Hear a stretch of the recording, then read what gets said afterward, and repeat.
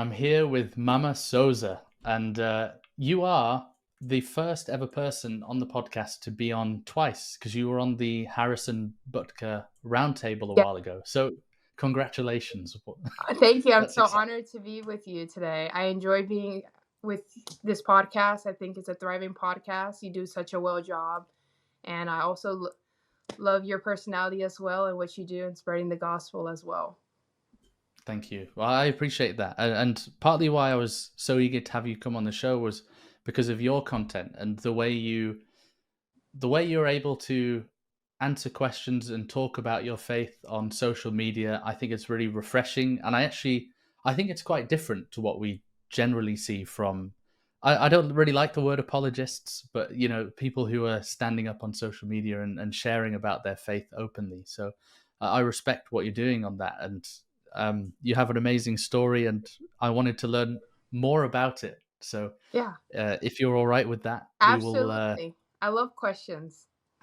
Let's do it. Well, I would love to know more about your background. Like, what was early life like for you, especially religion-wise? Right. Is your family? Do they go back several Yeah, generations in yeah. the church? So I'm third generation. My grandfather in Honduras, he got introduced to the gospel, and he was a devoted member with the moment that the missionaries knocked on their door. My dad got baptized. He baptized my dad at 8 years old. My father became an active in his early 20s because he migrated over from Honduras to the United States. And in 2010, I got baptized. He rekindled his relationship with the missionaries by seeing them on the road and stuff. Just seeing them. He approached them. He became active again, and it's just been one of the greatest blessings having the gospel in my life and my dad rekindling that seed back together. And then my mom got baptized, and then yeah, I knowing that I'm third generation, but in a different form and different from typical people, because people typically, they're like, oh, my great great grandfather was a pioneer. My grandfather, with the moment he knew what the gospel was and understood what it was, he went to go knock on other people's doors and was like, look, we have this gospel. It's true. And he wanted to spread the gospel as well. And, you know, hearing stories like that and beautiful generational ancestry. That's what it is. Just true missionary work. My grandfather was, planting that seed because he's a true pioneer. So, my Mhm. family. Was was there a kind of specific doctrine that caught his attention? I think what it was seeing it in my father was structure and a foundation. Because the Hmm. one thing of having the gospel, it adds structure and a foundation to your life. Um, I think discipline. I think our my beliefs and my religion is very discipline oriented, which is great because you pray, you study, you search, you seek. Like that's discipline. You pray before you eat. You pray when you get up. And I think my grandfather loved how the structure was of the church and how we have leaders and and then really society and everything is just very much in order. And my dad growing up always told me like you need to have your home in order to have a successful home. The father, the mother figure, and then the father leads and the mother nurture and takes care of the family. And I think that's really what my grandfather liked a lot was that the structure and discipline of being a disciple of Jesus Christ. It's really interesting because I've asked a few people that kind of question, as you do when you talk about people's Hmm. church history and stuff, family history, and I don't think I've ever heard that kind of answer as a reason why someone has kind of developed their faith in the Hmm. restored gospel. That's really interesting Yep. because I guess my family has kind of a similar. Well, it was my great grandfather who joined the church. On my dad's side, and then my mum joined when she was Hmm. 19. But for my great grandfather, I'm pretty sure for him it was prophets. Like the missionaries told him about prophets again today, and he was like, "No way! Like, why isn't this all over the news Yeah, and they stuff? If get there's prophets excited. today." It's different. I think too. Yeah. We have a lot of great differences, and another thing that I want to add on to that, I think people don't realize like third world countries like Honduras, Venezuela, Colombia. they are live in very impoverished countries. So hearing the gospel gives them hope and gives them peace. Mm, Think about it. Like that's why I think Central American Latin countries thrive so much in the gospel is because they don't have the resources that most Americans do. So I think that's another, right. it gives them hope because if you would live in the day of the life of like the way that my family lives in Honduras, it would humble you a lot and you would appreciate the gospel and you would seek God because you will, there's a lot of gang activity and violence and gun violence and, you know, true terrorism. You know, I think that's something not talked about enough. So I believe like you say, you're a minority as well. Like you understand that. And I think your grandfather understood that as well as a minority man, you know? Yeah, no, absolutely, absolutely.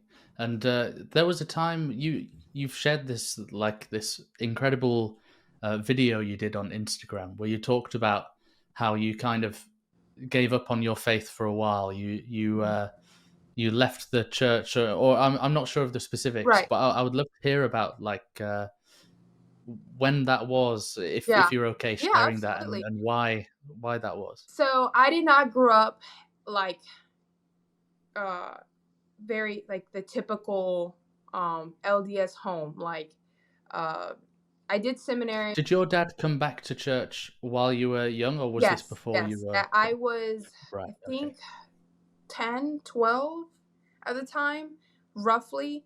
And my parents were married at the time, so my father was unable to we were not able to all be baptized because my parents were married. They were just living together. Okay. And then my parents got married in 2010. And that's when I got baptized. I got baptized at the age of 14. Um, Okay. and so to answer your question about how I kind of became, so I can never say that I was like inactive. I think, well, how about this? Let me phrase this. I knew the church was true. The only thing that I struggled with was knowing that the Book of Mormon was true. That was my Okay. that was my only faith crisis, so to speak. Um, I didn't I as the Bible has archaeological findings of, you know, the tomb and like his robe, like the River Jordan, everything that listed in the Bible, you can go and find it today. So I wanted that for the Book of Mormon. And you know, there was a man at church. He talked about the archaeological findings in Latin America, and he showed how there are archaeological findings of the Book of Mormons, the Resumes, and all that stuff, and that really strengthened my faith there because I struggled with that. I didn't believe it was true. I thought that the book was just, there was no way that someone was that smart to figure out all that stuff, you know. And time went by, and I struggled with that a lot. And then I found the Stick of Joseph with Hayden and Jackson Paul. They do a lot of archaeological findings in them, so shout out to them. You guys go watch their channel if you guys are struggling with that. They're killing it right now. And you know, there's two theories, and it doesn't matter what theory. It just added faith. It added faith and added stability and a foundation for that. So that got healed for me. And so then I went off to college and I went to East Carolina, and I I I worked as a bottle girl. For those that know what a bottle girl is, it's basically a cocktail waitress for VIP tables. So like the sparklers and all that stuff. I know, thankfully, because of that job, I never struggled in college like a typical college student. I made really great money, and I attempted to go to church as much as I could, but Saturday nights were our busiest nights, so I would get home around 5 a.m. So I wasn't as active as Oh I wow. wanted to because church started at 9 at my YSA. And so I kind of, does that make sense? Like I wanted to be active, but because of the field of work I was in, I was unable to. But then at the same time, it goes back to the topic, standing in holy places. You know, and that's just maturing and growing and understanding that the field of work that I was in was not good. And I, you know, now that I'm 25 now, I understand like what I was doing was wrong, you know, and that's just with growth. Um, and what made me come back was my husband. So I met my husband one night at Still Life, was a club. Shout out to Still Life. I can't sit here and say that I have long time friends now because of that work environment that I used to work in, and it helped me grow as a person as well. I have built a lot of connections. I can't sit here and discard that at all. Um, I met my husband. He came in one night and he got a table and he saw me. He's like, "You're going to become my wife." And I was like, "You're insane because that's not going to happen." And 2 years later, Was that his pickup line? no, yeah, so serious. Like, Wow. he was like, "You're going to be my wife." And I was like, "You're delusional. Like, no, I would never marry you." And never say never because I ended up marrying him. Persistence is key, boys. Persistence is key. And then and then and this is full transparency, me and him had a rocky relationship, and I really loved him and I wanted to build foundation and structure like my grandfather said and my parents have taught me. And I was like, "Look, I'm going to church. You are more than welcome to come. I don't believe in the theory flirt to convert because then that's a rocky foundation. I wanted him to go seek Jesus Christ for him and not for me." And I told him that. So we started going back to church together, and then he got baptized and has been just a thriving member and mended my beautiful marriage the way that it is today. And there's just nothing but witness and a strong testimony that the church is true.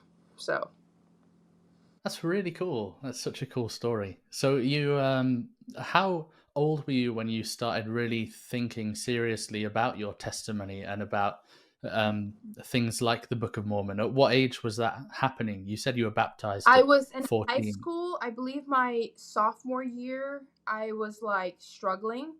And then it started getting stronger my senior year of college, if that makes sense. Like Okay. it was Yeah. just like it went down and then it kind of went up my senior year of college. I started seeking, but that's another thing too. I was at a very low point my senior year. Like I was going through a lot of stuff, and then I went to work. I met my husband because I will never forget that day. I pleaded to God that day in my dorm, and not my dorm, in my apartment, to I surrender, and I'm like, "You want me to do what you want me to do? Tell me what to do." And the next day I met my husband.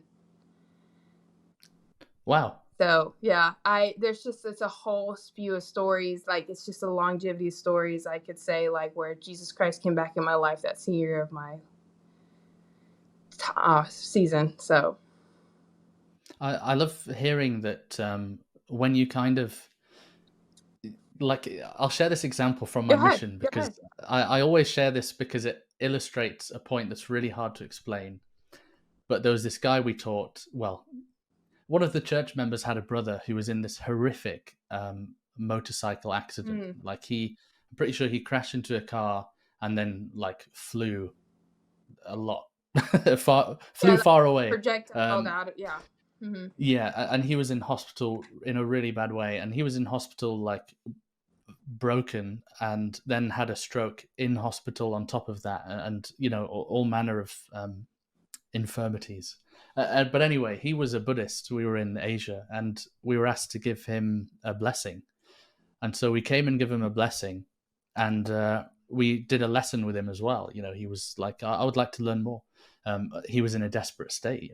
He was Mm. really wanting spiritual guidance, and so we taught him a lesson, and we taught him how to pray. And we said, look, when no one's here and you're on your own in the hospital and you're in pain, you can pray. You can pray to Jesus Christ, who understands what you're going through.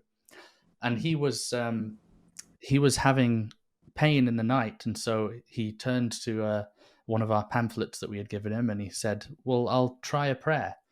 And he said a prayer, and I'm a bit rusty on details because this is a while ago now, but he said a prayer, and he said he felt peace, and he started having dreams um, where there was this bright light and a person coming out of the door, and the person coming out the door was speaking to him. I can't remember I wish I could remember what he said, but he was like, "You are mine," or something like that. Yeah, And the next day, we came to teach him about the plan of salvation, and the plan of salvation pamphlet is Jesus Christ coming out of a door, and he pointed and went, "That's him, that's him." But essentially, all this to say that eventually he spoke to us and said, as he was laying in hospital, he started looking back at times in his life where he now understood retrospectively that Jesus Christ had been a part of his life in these different ways that weren't so obvious. And I just love hearing people's stories when in the moment you may not be sure, Yes. but as you look back, you kind of see all these threads of where God Yeah. was there His and Jesus hand. Christ was there, Yeah. his hand in your life. Like, um, I just think that's so beautiful. It's almost like life is a big Yeah. tapestry, and you've just got these threads going in that Yeah. just And bless our you lives. kind of look back and you're like, why didn't I not realize that? You know, Yeah, yeah. when my husband was being persistent with me, I thought he was just like another stub of my life. Like, I don't want boys, like it's over. And then because you're so in your head or in your carnal state of emotion that you're not realizing, like, hey, this is me. Like, I'm sending him to you. Open your eyes and realize. And again, it goes back to the environment and the situation that you're in, and how to say it, you're under so much of, that's what I'm saying, when you're in your, back to the carnal state, when you're in that carnal state of emotion, you're blinded to the light of Christ sometimes. And Hmm. depression, anxiety, that's what it almost like, kind of like it, like a shed of darkness is over you. And that's how I felt. That's the best way, just like a gray cloud. And because of that gray cloud, I was not able to see how my husband was the hand, because my husband did save me. He was like, attributes. He was like, I don't want you working at the club. You're done. I'm taking you out. I'll pay for your bills. We'll figure it out. And remind you, I wasn't even married to him yet. Hmm. Like, seeing those characteristics now that I look back, like, God sent me my husband, and it was at the right time. We got married, you can say fairly quick, and I don't regret it, because it fell into place in such an oddly way, and in a beautiful way, because that's how Jesus Christ works. He puts things where it needs to be at, even though you're like, and then you turn around and you're like, oh wow, like I did not realize that, you know. Hmm. And it's like the best times in life are when you're in a place spiritually where you can recognize those things as they're happening in the moment, and it's just this like bubble of gratitude that you're in, and joy, and life's still hard, but you can see things differently because you trust that Jesus is there The best at way the that time. I tell people is, like, if anyone that has been to Utah or seen a beautiful landscape of scenery, right? Seeing it in person is beautiful. And you're like, wow. And you kind of just want to, like, take a picture and take it home and just show everybody. Mm, But when you show them on that little iPhone, you're like, look, look, look, look. It's not the same, because you no. experience that. And it's so hard to tell those people, like, Jesus Christ saved me. And they're like, what do you mean? No, no, he saved me. He sent me a ladybug, and that ladybug testified to me that he's real, that it meant so, that small little bug meant so much to you, and you want other people to understand it, but it's hard because they didn't get to experience that roller coaster of emotion, of scenery and stuff. That's the best way that I like to tell people when they get that, you can say, quote, epiphany, or that sense of realization of maturity, and wisdom that they get. So, Yeah, that's a really good way of putting it, because I had that same thing when I went to Utah last, and I'm just blown away by the mountains. dude, insane. The photos just don't do justice. But yeah, I definitely know that I had an experience once which I never share because it makes me sound feminine. But the Oh, I was just having a day where I'd read my scriptures and I was feeling in a great place, and I saw a butterfly. It sounds so silly when you say it, but I saw a butterfly, and to me at that moment, that was like, wow, I'm so grateful and for that nature and and for that Jesus button is, Christ in the and world. and if you think about Jesus Christ and his character and the way that he is simple. Jesus Christ didn't go into, the city in a white horse and a gold carriage. He went on a Hmm. donkey. Yeah, yeah. Went on a That's how humble he is. And that's how humble he will show himself to you, as a butterfly. Hmm. Yeah, and in that same humility, it's being able to find the joy in sacred small things and moments is just like find the sacredness of it. You know how they say look at life through rose tinted spectacles? It's like you can look at life through Christ tinted spectacles. There's one. That's a I should get that on a little A Live, laugh, t-shirt. love, T-shirt. wooden carving t-shirt. Yeah. But anyway, in those times when you were not able to go to church because of work, and you were at college and having these doubts about the Book of Mormon, no doubt there'll be other people going through the same things who may be listening to this. What would you say to them? So if you're struggling with any faith crisis, because I think that if your faith is not tested, it will not grow. Kind of like breaking a bone, it's not going to grow back stronger, or a muscle. If you don't exercise your muscles, then you're not going to become stronger. My faith was tested a lot, and I'm so grateful for all the trials, because that's what trials do. Trial tests your faith, and without trials, you're not able to grow. Um, if you're struggling, for example, if it's about polygamy, if it's about comments of the leaders of the church, or if it's about the Book of Mormon, you have to go seek. You have to go fight for your faith. That's the first step that I would tell people. A lot of people tend to give up and just be like, you know what? I'm just not going to do research. I'm just not going to, or go ask, go seek counsel to somebody that you look up to, and you notice like, hey, like I have a question on polygamy. I have a question on the Book of Mormon. I have a question on why there was just so much stuff, negative stuff in the Bible, like, you know, because I think that's what's going on with people today and why they leave their beliefs. It doesn't matter if you're in the church or not. I think that's what happens. They expect God to lay it all on the table and for you just to eat, but sometimes you got to go get up and cook and put the food on the table as well. Because he will serve you, but you have to serve him back and seek him as well. And that's Hmm. what's people's problem today, is that they're very lazy. And being a disciple of Jesus Christ is a discipline. It's constantly, you're constantly tested. It gets harder, and spiritual warfare will be even stronger when you achieve a trial. The I would say, like George Yanko said, new level, new devil. So Hmm. if you get to a new level, the devil's like, oh well, I can't,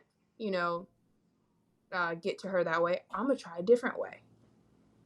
So if you think about it like that, you have to always be ready. Protect yourself. Learn how to really put the armor of Christ on, because if you think right now is bad, it's going to get worse. And that's one of the signs that people will doubt Jesus Christ. And they will and the devil knows you best. You got to remember that he knew you in your premortal life to know where to get you at. And also, if you think about it too, you chose this life in your premortal life. So you chose these trials. You knew what you're going to go through. You chose your partner who has flaws. You chose your parents who have flaws. Think about it like that. That's why when it comes to anxiety and depression and these trials and tribulations and faith crisis, whatever's going on, you knew, before you came to this life, that you're going to struggle in that. And you're like, I'm capable of withstanding that. So that's Hmm. what Yeah. strengthens my faith. Yeah, that's beautiful. And I think there, as you speak about this kind of mental health crisis that's going on, a crisis Mm-hmm. of loneliness, which is kind of a dearth of meaning for young people, like where we're kind of used to speaking with young people who have a faith but are struggling with church history stuff or Sure. information that Yeah. they've found on the Yes. internet. But what about all those people, like because you're quite fearless about sharing your faith with other people, which is Yeah. something a lot of people, including Yes. me, respect you for. Yeah. Uh, and I just, how would you advise people get across like that, considering that it's so hard to show people the photo of your experience Yeah. instead of experiencing? How do you help people come to not even Joseph Smith and all of these polygamy stuff, but Right. like step one, Jesus Christ, you know? Learn, if you're struggling, learn the attributes of how Jesus Christ was. He was humble. He was gentle. He was consoling. Like all of his strong attributes. He was fearless.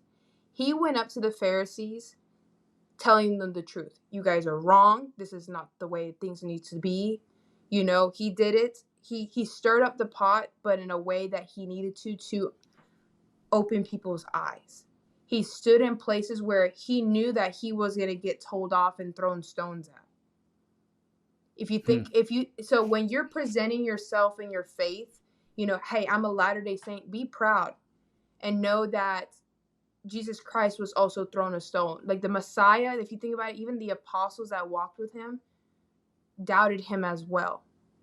And once you have that mindset, that's why with me, the only opinion that I care of, when not to care about others and what they think, the only opinion, truthfully, like myself, is Jesus Christ's opinion, God's opinion about me, and that's it. That's it. That's all who I care about, what they think about. I fear God in such a beautiful way, and I want him to be always proud of me, and I know he is. And once you have that perspective of your faith, and you're more courageous. Like, go out there, be in the front line. It's scary. It is. There's times where, like, I sit there, I'm like, maybe I said that, but I'm like, no, there's opinion and there's truth. It's not conservative. It's biblical. Always remember that truth is truth and truth will always be truth. That's the best Hmm. way that I tell people, just to be, fear God, but be fearless at the same time. I love that. It's funny whenever we get around to reading the New Testament, the world kind of makes us think that Jesus came and just shared these kind of nice platitudes that people hadn't heard before, of just like be nice and don't upset people Yeah. and be peaceful with everyone. But actually, when you look at his words, there's more than there's an eternity of stuff to like um, really learn and develop and work on. You read it and it's like, oh wow, actually, there's a load of actionable Yeah. stuff here that Yeah. I should work on that's quite challenging and confronting. Right. Yeah. I think God is very confrontational. Jesus Christ was very confrontational. He knew who to pick to when it came to his apostles. He picked broken people because he knew that those people would understand other broken people because they've been in those positions.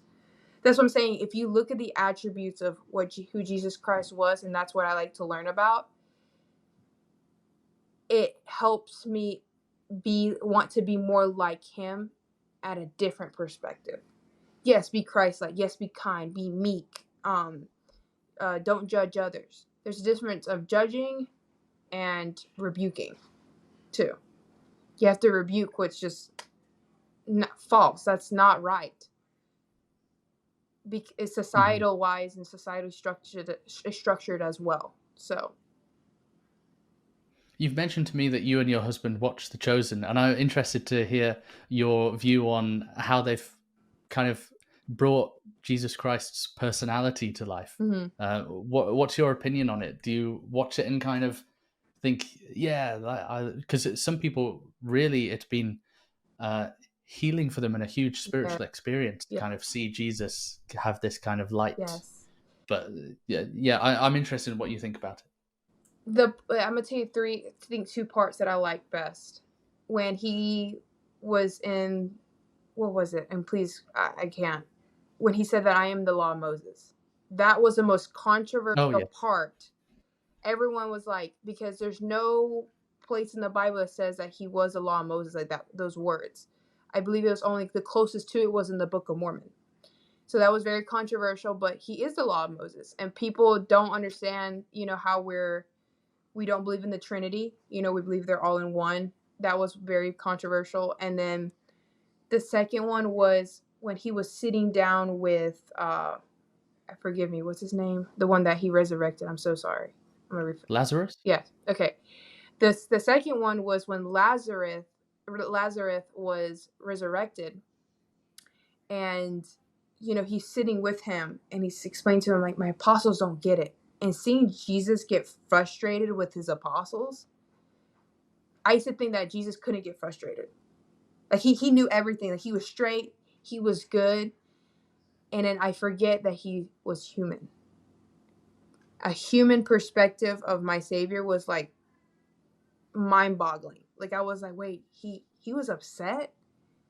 He got upset with his own apostles. Like, that was just, it struck me. And the last one was, um again, going up to the Pharisees and getting stones thrown at him. Like, Mm. how he said what he needed to say. And, there was one part where he said, when he was performing the miracles and his apostles were, I think they woke up because he teaches them to pray in the morning and to say the prayer, right? And they're talking about him doing the miracles, and Jesus turns to them and he's like, you're going to do what I'm able to do. And I sat there and I was like, that's the priesthood. That's the priesthood that was lost.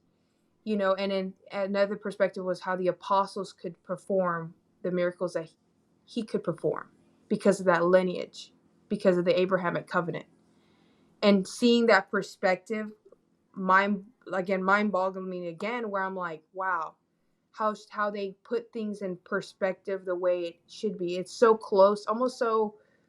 People say The Chosen was not influenced by the LDS, but dude, there's just so many details where I'm like, and that's the thing, people are not realizing, like, this is truly, I believe, how Jesus Christ was. But yeah, I think The Chosen, just more of the attributes and the miracles and what the miracles meant to people, because I think, like the man with leprosy, people threw the man of leprosy to the side, and Jesus was like, no, like, I'm gonna heal him because he's my brother. I have to heal him. That's what I'm saying, like, his characteristics and his personality and how to really be like him. I think that was the difference between the Book of Mormon and The Chosen. I could say it just gives more perspective. It's healing. It's truly healing. That's really cool. Now we're going to turn to a very, very different theme here. Let's go. Let's do it. I got time. You were on. You were actually quite a big role in MrBeast's version of Squid Game, right? Yeah, I did. I did do that. Yep. I want to hear about this, how it came about, your experience on it, and yeah, was this when you were was this before you were married? Was Before I was this married. Yep. right? And this video, let's remember, I mean, how many views has this video got I of the think it Squid still Game? has the world record today for something. I think the most views within a span of time, I believe. Or do you want to? Can you Google it? I think so. I think I'm going to Google it right now. I think it was hundreds of millions. We're talking. Yes. Mr. Bean's not Mr. Bean, Mr. Beast Squid Game. My English side. Okay, 650 million. So that is, I mean, the population of the UK is 63 million, and that's 10 times the whole population of the UK. That's like the whole American population, right? 600 million. Right. So tell us about this. Okay, to elaborate on your question, what do you want to know? Like, exactly what do you want to know?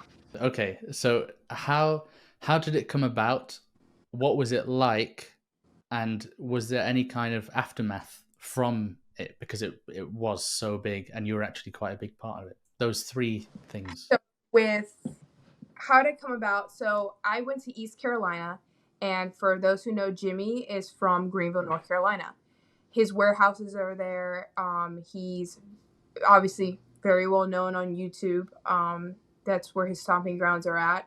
And when I got to Greenville, I did not know who MrBeast was, because he targets more of like the child audience. And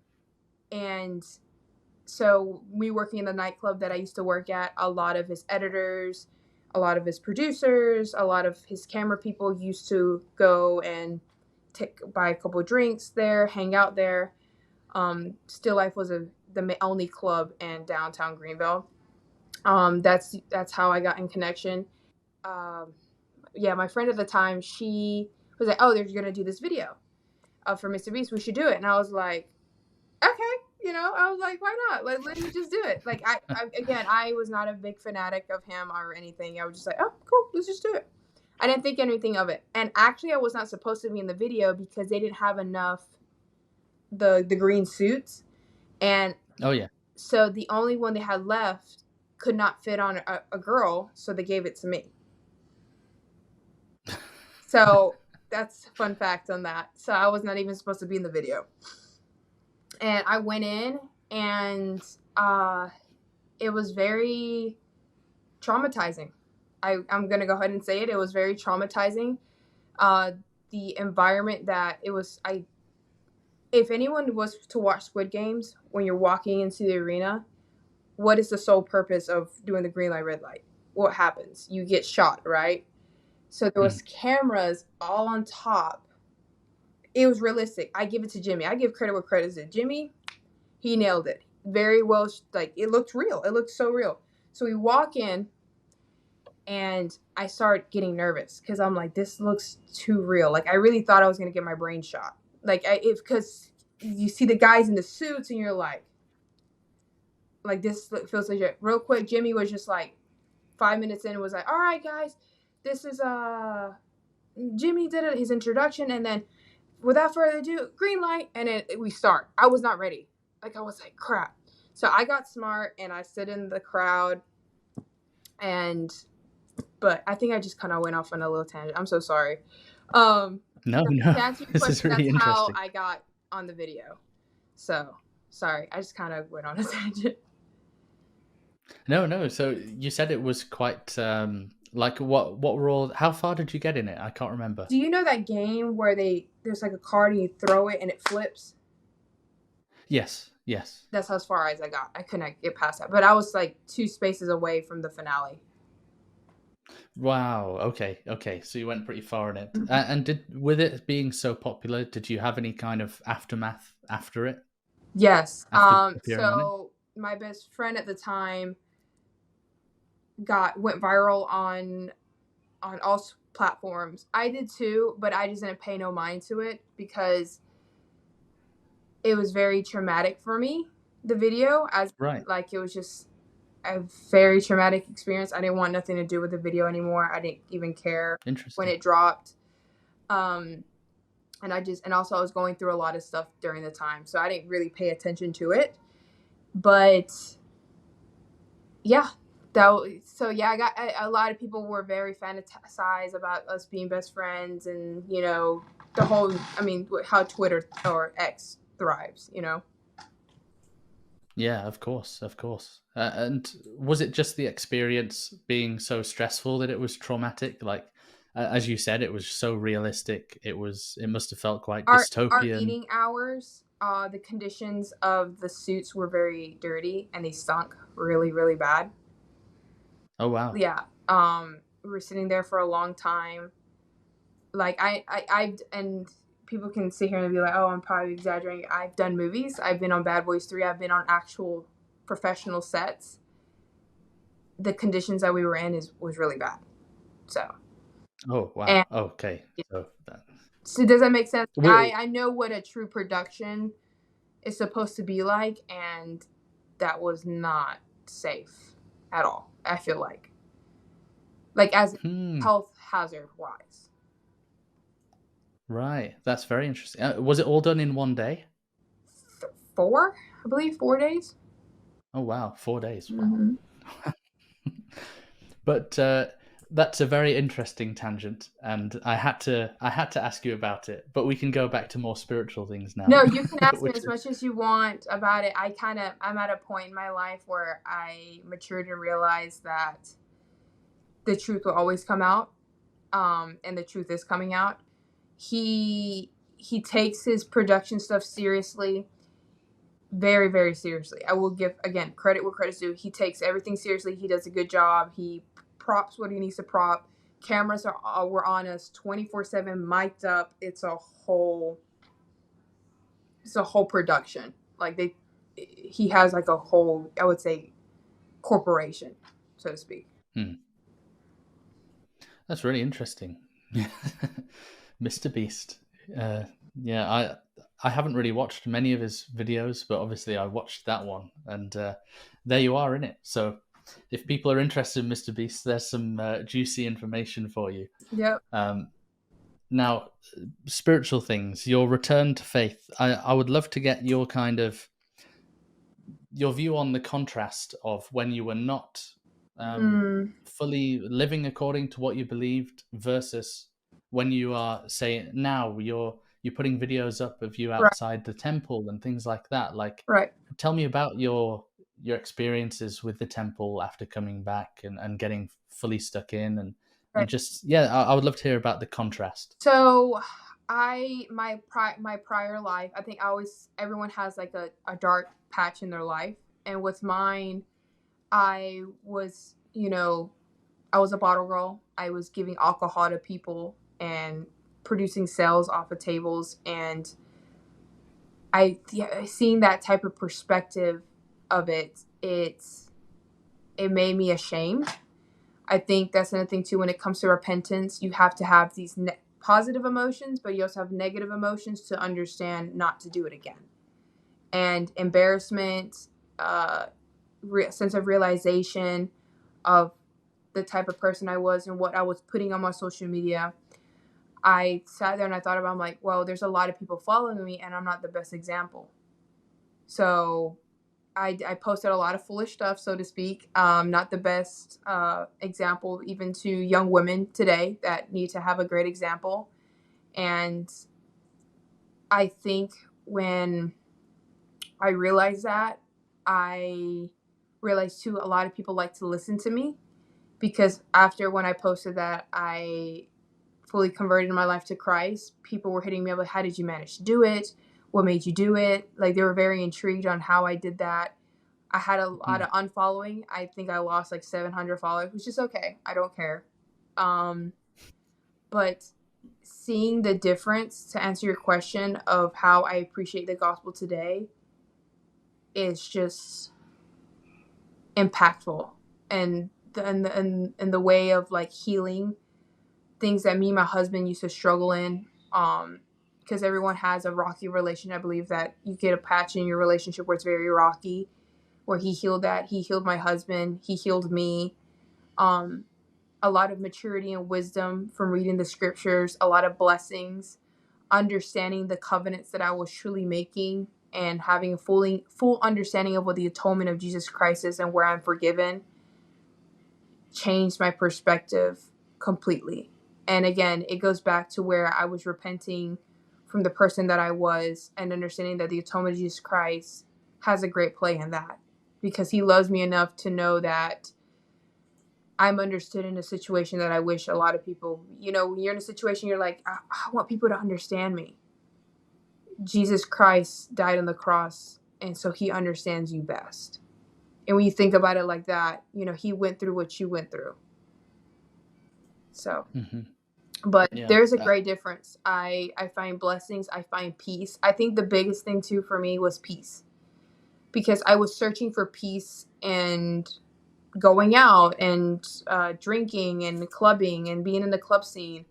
Um, uh, I think that I was seeking for validation through worldly stuff, and I did not realize that seeking true eternal peace is through Jesus Christ. Because all that all that fun and happiness is temporary, but living with Jesus Christ in the gospel is eternal. So I constantly feel that. I don't wake up ashamed or and regret like how I used to, or I get up and I'm like, oh screw it, I'm gonna just go to the bar today. Like, I had nothing to do. Like, now I'm like, no, I'm gonna get up and read my scriptures. And what led you to using the tool of social media to convey these messages of faith? Like, how have you seen the power of social media in that? And what led you to actually saying, yeah, I want to share this story on Instagram and TikTok and all these things? So it's gonna sound really, really funny. I think I have the gift of going viral. I have gone viral multiple times on social media, both for me just being funny and crazy, and example, MrBeast. And then again, I feel like a lot of people listen to me, would always contact me for advice, even though I didn't know the individual. And I realized that with a great following comes with great power, and I have to be careful, like what I do now. And then also too, realizing how the gospel changed my life, I wanted to help people that they can feel the same peace, that they don't got to go to a nightclub, that they don't have to go be a bottle girl or do what I did. The true peace is living by the commandments and the covenants that you can make with Jesus Christ to have that true fulfillment. Because we sometimes want to feel fulfilled in other objects, maybe, and I don't think all things are bad. But the lifestyle that I had and changing my lifestyle to Christ was two big things, two different things. So why I chose to go on social media was to teach people, like, you don't have to do what I was doing to be happy. You don't. And I wish somebody could have. Well, I'm sure people did tell me, like, you don't have to do that. But now that I realize it, like, I want to be the best example I can for my followers, because there's not a lot of good examples anymore, especially in women today. And I know that I'm imperfect. I know that I made mistakes in my past, and I understand the mistakes that I did. And anyone can come and bring them up to me. I don't care. I repented and I'm covered. And like I said, the only opinion I care is about Jesus Christ. And yeah.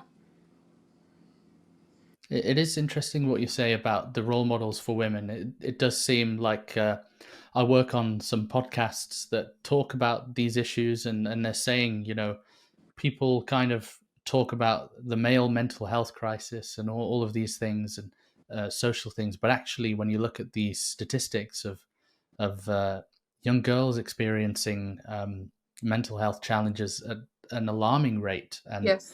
the kind of challenges of where are the good role models that are feminine and encouraging women to live their fullest, Yes. and genuinely positive role models for them. It quite hard to be found in society. And there is, and to see, my friend told me this. They're like, you're probably, and I'm not claiming a claim at all.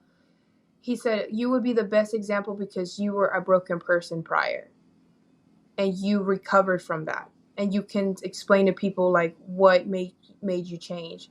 And I think the problem today about women is there's not specific roles. For example, like, I know how to cut my grass in my house.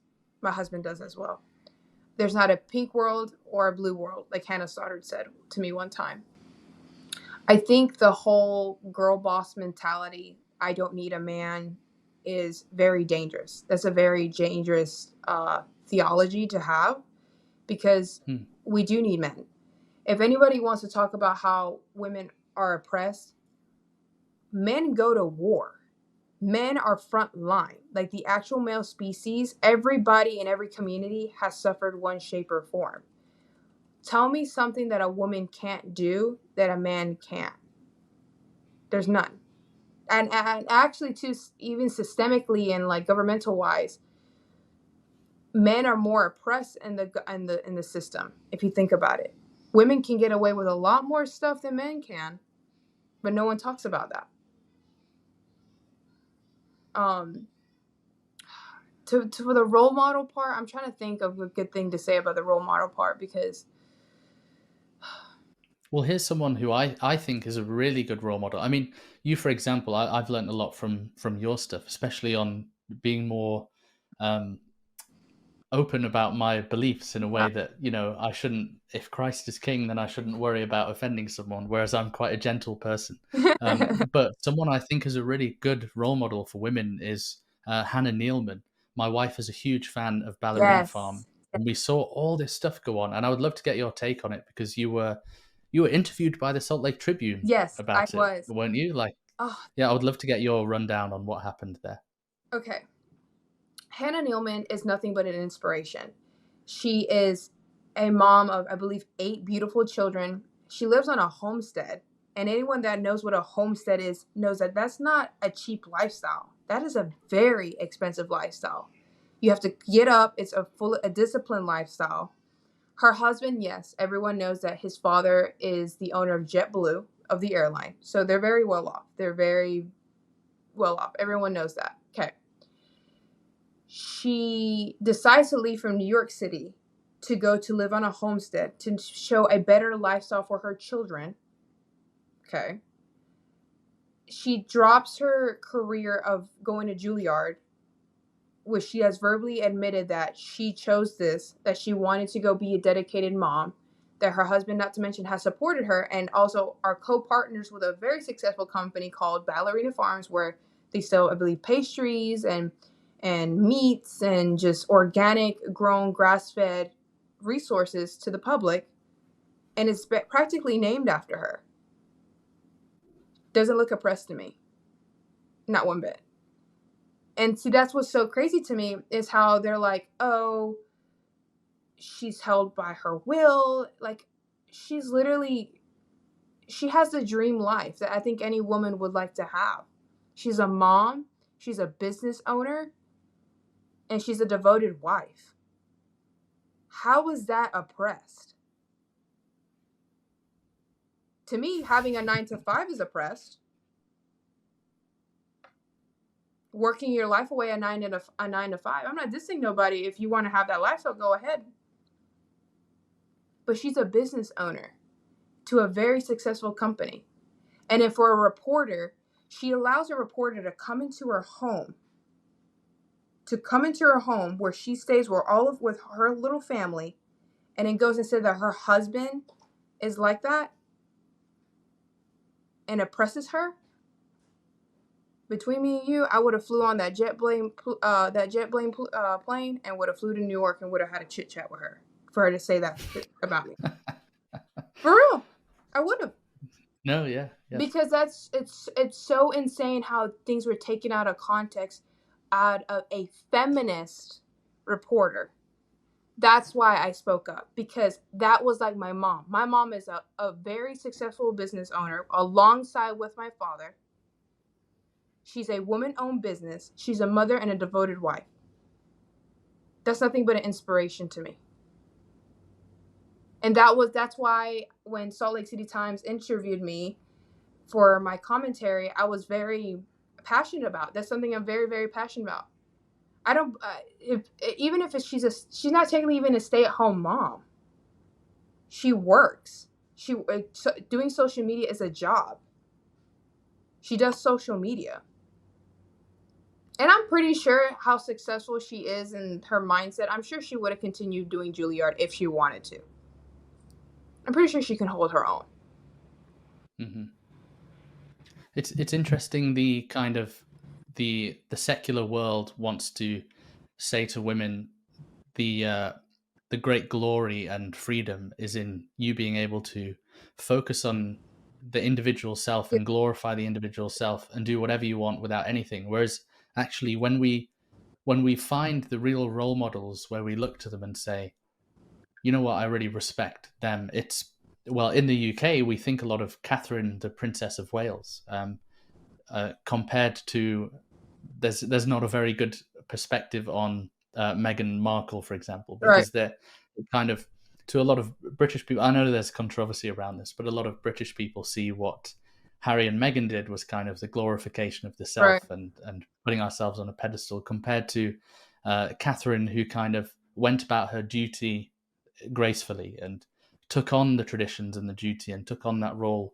And it's kind of similar. We look at Ballerina Farm and Hannah Nealman, and we kind of see this this glorifying of her, and as a great female role model, with children, as a mother, as a business owner, and doing all of these things. And it's really respectable compared to, what the world tells you is the best thing. That's the real life of a Mormon wife.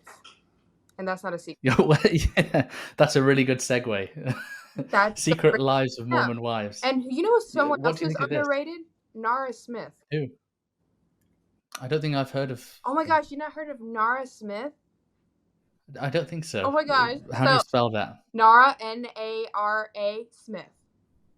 Okay. She basically makes these videos with her satisfying voice of, she makes things from scratch. Like, she makes cereal from scratch. She makes everything from scratch. The reason why she does it is because she suffers from really bad eczema, like super, super bad eczema. And I think so she has to make everything from scratch. Oh yeah, gluten-free, everything.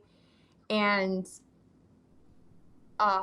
she's another inspiration. She's like, I think 19, and she has 2 kids. Lucky Blue, her and her family is like, she's literally an internet sensation. A devoted wife. I think I would say she's a stay-at-home mom. She does social media, and I'm not sure exactly what she does. I can't comment on that, but super cool girl. I think those girls deserve a Hulu series too. Yeah. What are your thoughts on the secret lives of Mormon Latter-day Saint Gosh. wives? I think people, this is okay. This is my take on it. Mhm. How are you going to form an opinion on a show that you haven't even watched? Obviously, the thriller is going to be clickbait, like of saying probably certain comments to get people.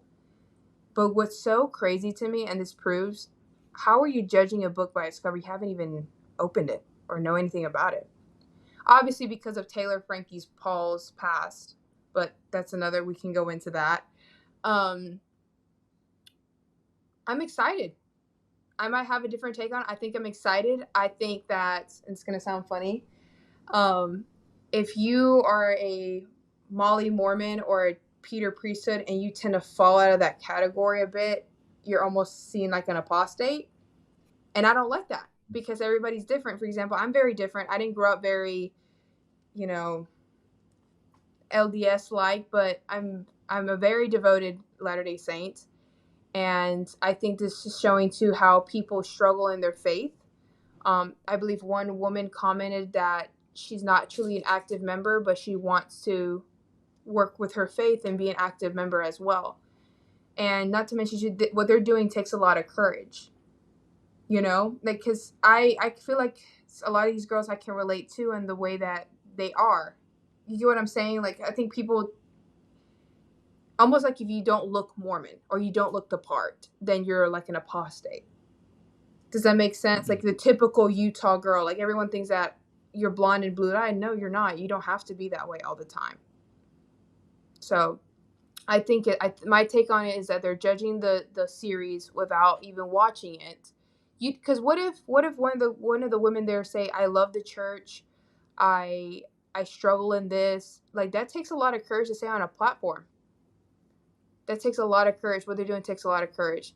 Not to mention too, I understand Taylor Frankie's Paul's past, and I'm sure if we all had cameras following us 24/7, we would really see our true colors. People would see really our true colors.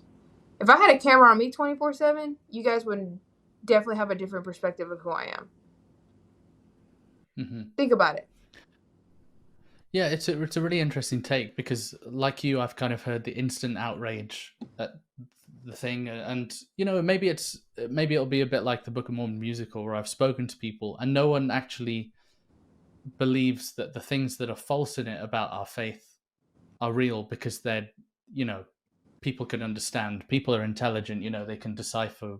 Like Brett Cooper did a video on it, and she said, I don't think this is, properly, representative of all Latter-day Saint women, but And see we that's can. and see I hate when people say like represent. Like if I was to represent the church as a whole, I would feel very unworthy because I know myself personally. Does that make sense? And I'm sure sometimes too, it's imagine what the apostles and prophets feel representing the church and knowing that they're human beings as well. That's the thing we tend to forget is that we're all human beings. And I like to change the title sometimes to that Hulu series, The Secret Lives to Christian Wives. I can Mm, see, I can see both sides. You get what I'm saying? Like it's not just one yeah. sided. I can see why. Because if you're saying that you're Mormon, you are claiming that you are representing what Mormon beliefs are, with also and they're saying like you are imperfect. But don't go and be like, yeah, I'm Mormon, but I drink. That's kind of like how I used to live. Oh, I'm Mormon, but I'm also a bottle girl. Oil and water doesn't mix. Mhm. And it took a, Yeah. so I understand where Taylor, Frankie Paul, and these girls are coming from because when I was a bottle girl and a member of the church, I will never forget that the YSA president and where I was at literally told the missionaries not to talk to me because I was just bad news. Wow. You know Wow. what I mean? So that's just Yeah. there's a difference of judgment, and that's what a lot of members are doing. And not to mention a lot of social media people on this platform that claim to represent the church as well are misjudging and already judging a series that they haven't even watched. I'm Yeah. excited for Yeah. it. I'm excited for it right now. The word Mormon is everywhere. I'm stoked. I'm so stoked. It is. It's kind of we're being we're kind of put at the center of popular culture at the moment a little bit, aren't we? And sometimes it's exciting, and sometimes it's a bit trepidatious. But for me, I love the diversity of the church, and so it's like as people watch this show on Hulu, it's got nothing to do. I just hope people don't take it as a whole, because it's got nothing to do with say my wife in England, and you know, or the church is growing rapidly in Africa and the Philippines. I Yeah, mean, could you do a Secret Lives of Mormon Wives there? Is it, you know, that's the thing, we're all individuals who believe in Jesus yes, Christ, and I think sometimes we're lumped together as kind of this weird yeah, non-Christian yeah, mystical religion, yeah. and really it's just people trying to live like Jesus Christ, you know? I think too, people just have to. The real conversation is, like you said, how are members in other places of the world? Obviously, everyone here in Utah are like very fascinated, with like whatever. But let's talk about almost like Midwest Mormons compared to East Coast Mormons. That's what I like to call them. Because I'm an East Coast Mormon, and like I didn't. There's people grow up with temples and in seminary schools, like like in their school system. I didn't grow up with that type of environment. I think Mhm. too. Same. Yeah. Yeah, Yeah. Same. and you got another thing too. What if some of these girls are not from Utah? Like originally, like what if they grew up with the same background I did? You know, so if Hulu, if you're watching this, I might be on. Might want to be on your show and show you how people on the East Coast do it. So you know, Yeah. Let's make it happen. Let's make it I happen. We'll know send a petition in. absolutely. Well, Mama Sosa, this has been fantastic. I was really looking forward to this. You're someone who's great to chat about current stuff with, which is fun. And I think a key thing that I always take away from your videos is, in fact, I have one of your captions that you wrote here. Truth is truth. I stand for what I stand for. And I think that is it. As you answer difficult questions and you fearlessly tackle topics that others might be afraid to tackle, Mm-hmm. it's admirable, and we all respect you for it. And yeah, I'm really grateful that you would come and spend an hour with me on this show and tell us more about your story and who you are. Thank you so much. And just for anyone that's watching, I want you guys to know that don't be scared if you're thinking about doing social media. Have a thick skin, because no matter what you say or do, you will always offend. Like Elder Bednar said, the champ himself. I think too that we as Latter-day Saints have to also show that we can't be messed with in a very kind way. Like, hey, just because I'm a Christian, don't push my buttons. Defend yourself the way that you need to defend yourself as well. It's such an honor to be on your podcast. I love your title, All Saints Podcast. I wish I would have thought of that and stole that, because it's so smart. I always love saying your podcast name. But yeah, and you guys know where to find me. I will be in Utah in October. So if anybody wants to see me out Yes, there, I'll be in Utah in October. So brilliant. Well, thanks so much.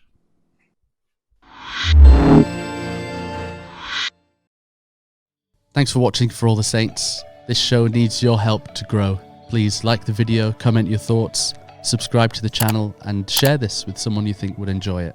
Thank you.